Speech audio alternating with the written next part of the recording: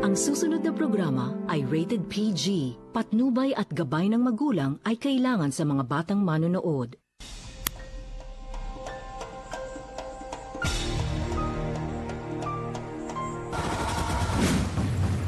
Sa ulo ng bakbakan ngayong gabi, isang lalaki sa Boso-Boso, Antipolo. Kapag hindi nakukuha ang gustong mga babae, nagiging terror sa pagpaputok ng baril. Pinagmamalaki pa ang kapit daw niya sa Campo Crame. Tignan natin ang tigas mo sa aming ambush. Isang pulis na kurimentado sa hindi na nabayarang 75 pesos. Ang masama pa naman ito, siya pang may pautang, siya pang matapang. Hintayin mo ang paningil naman sa iyo ng resback. Sa modus, pati bata ginagamit ng walang hiyang ama sa kanyang pandarambong. Estilo ng dorobong ito, aming ibubuko.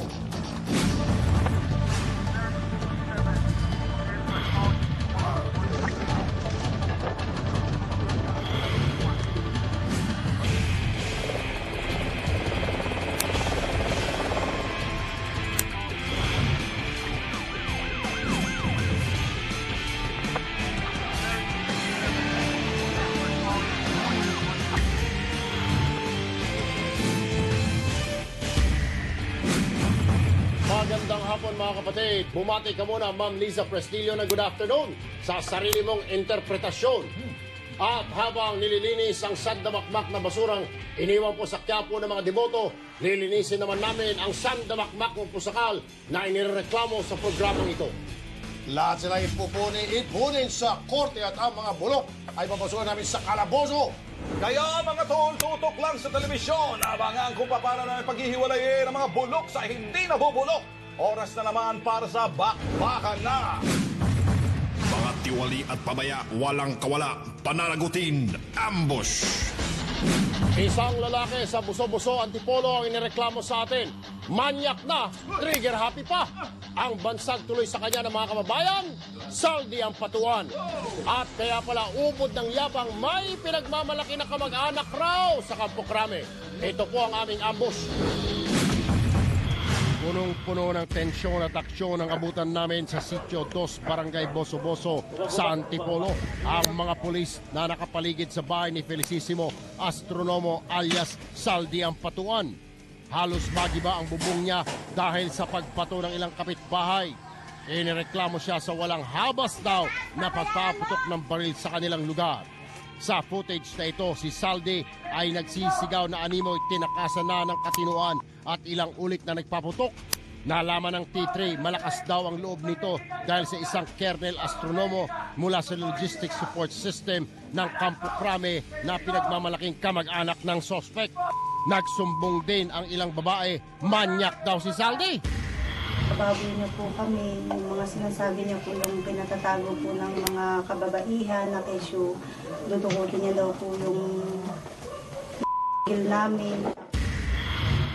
Ang 15 anyos sa dalagitang ito ay hindi rin pinatawad. Tapos babayaran niya na po sa tatay ko ng pera para makuha niya lang po para doon tumira sa kanya. Nang hindi makuha ang pagnanasa sa menor de edad, muling nagpaputok ang kumag na si Saldi nito lamang Biyernes. Dito na umaksyon ng mga pulis sa Antipolo habang hinihintay ang warrant of arrest, magdamag silang nagbantay. Kinaumagahan, napasuko rin ang walang hiya. Wala po akong ginagawa doon. Grave threat, child abuse, alarm and scandal ang ilan sa mga kasong kakaharapin ni Saldi.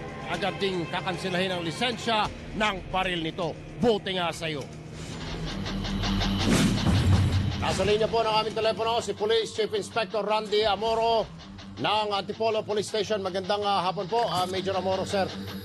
Magandang hapon, Mr. Tonto. Opo, Amaro pala. I'm sorry po, Major Amaro. Apa. Sir, naisampa na po ba ang kaso laban dito kay Felicissimo Astronomo alias Saldi ang Patuan? Kahapon po, January 9, 2012, the cases was filed against the suspect before the Office of the Prosecutor under the sala Assistant City Prosecutor Corazon Sampaio for grave threats, oral defamation in relation to Republic Act 7610. then yung illegal discharge of firearms, alarms and scandal, and resistance and disobedience upon the agent of person in authority. Ano bang trabaho nitong saldiang patuan nitong sospek ho? At sa pagkakaalam po namin, isa siyang private individual na meron siyang sarili lang pong negosyo na nakabili lang po ata ng lupa sa may bandang Buso-Buso. So, automatic sir, kukumpiskahin ho yung kanyang, i-recall na siguro yung kanyang permit to carry firearm at saka yung baril niya, Major. Oo, bali, we're on the process to request for the cancellation or revocation of firearms license ni Mr. Saldi Astronomo. Ayun. Anyway, Major Amaro sir, kami ho nagpapasalamat sa mabilisan pong aksyon ng PNP at nahuli kagad itong mamang ito. Otherwise, kinakabahan ho yung mga tao roon na baka maubos daw sila sa kawabarin. Maraming bala ho itong suspect natin, Major. Anyway, salamat po sa agarang aksyon ng PNP dyan. Maraming salamat din po, Mr. Tulfo.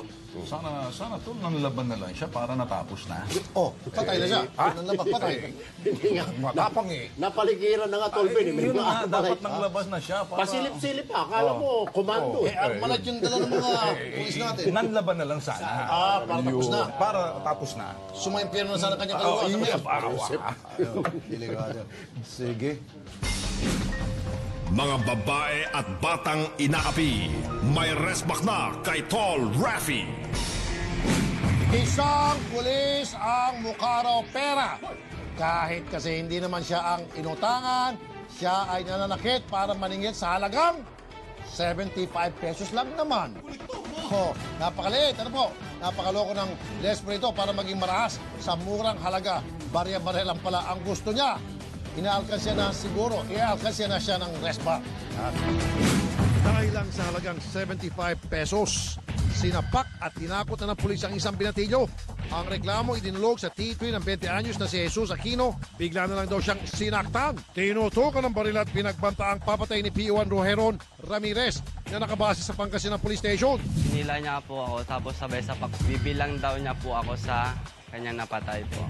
Ang pinagugatan noong September 3, 2011, umutang si Jesus at tiyay niya na si Rebecca Aquino kuha ng 75 pesos para pambili ng ulam. Ang tiyahe niya ay kaibigan doon ni P1 Ramirez at naikwento ni Rebecca sa pulis ang utang. Noong naningil ng tiyahe ng binata at nang hindi niya agad nabayaran, bigla na lang sumugod itong si P1 Ramirez sa bahay ni Jesus. Uppercut sa muka at tutok ng baril sa dibdib ang ginawa ng respo sa binatilyo. Nakita ito ng kanyang kapatid na si Harrison at ng kanilang kapitbahay na si Marilyn. Eksakto po na nakita ko po si P1 Rojeron Ramirez na pinagmumura at pinagbabantaan na patayin niya si Harrison Aquino. Sinapak niya, tinutukan niya po ng baril. Sinuportan nito ng medico legal ni Jesus. Kaya ang ina ni Jesus, takot na takot sa banta sa kanyang anak. Siyempre, ganun lang ginawa niya sa mga anak ko po. Pinagbabantaan, napapatayin sila. Hindi ba ang pulis ang nagbibigay ng payo sa mga dahil lang sa 75 pesos? P1 Rojeron Ramirez, dahil lang sa bare-barya, ikaw ay naghurimentado. Sobrang kitid naman ang utak mo. Dapat sa'yo sa Manila Zoo. LOL! Laugh out loud dyan. Para sagutin ang reklamo tungkol sa kanya, kausapin natin mismo si P1 Rojeron Ramirez ng Calasiao, Pangasinan. P1 Ramirez, magandang gabi po, P1. Magandang hapon po, sir. Sir, nanapak na po kayo dahil po sa may utang po ng 75 pesos. Itong si Mr. Oben. Bakit ganun po, sir, nangyari? Sir, wala pa akong mautang, sir. Na ano po, sir, na kira, sir.